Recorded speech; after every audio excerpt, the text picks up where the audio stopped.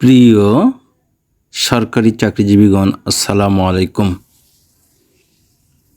অন্তর্বর্তীকালীন সরকার নবম pay scale নিয়ে কাজ শুরু করেছে।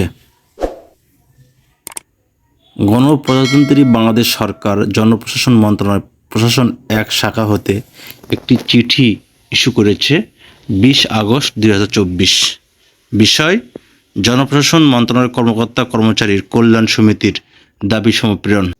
উপযুক্ত বিষয়ের পরিপ্রেক্ষিতে নবম জাতীয় পে স্কেল ঘোষণা, পূর্বের ন্যায় টাইম স্কেল, সিলেকশন গ্রেড পুনর্বহাল, মহামান্য রাষ্ট্রপতি ও প্রধানমন্ত্রীর কার্যালয়ের ন্যায় সচিবালয় কর্মকর্তা কর্মচারীর টিপটপ ভাতা প্রদান, 100% পেনশন বহাল এবং পেনশন গ্র্যাচুইটির হার 1:500 টাকা নির্ধারণের জন্য জনপ্রশাসন মন্ত্রণালয়ের কর্মকর্তা কর্মচারী কল্যাণ সমিতির সাধারণ সম্পাদক আবেদন করেছেন।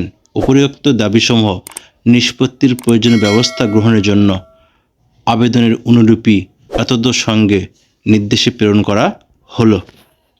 এটি স্বাক্ষর করেছেন উপসচিব আলাউদ্দিন আলী। তারিখ ছিল 20 আগস্ট 2024।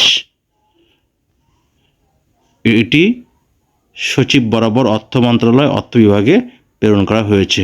তাহলে এই চিঠি হতে বোঝা যাচ্ছে যে নবম পে স্কেল নিয়ে অন্তর্বর্তীকালীন সরকার কাজ শুরু করেছে, যেখানে টাইম স্কেল এবং সিলেকশন গ্রেড প্রথা চলে আসবে। এই বলে এখানেই শেষ করছি। আল্লাহ হাফেজ।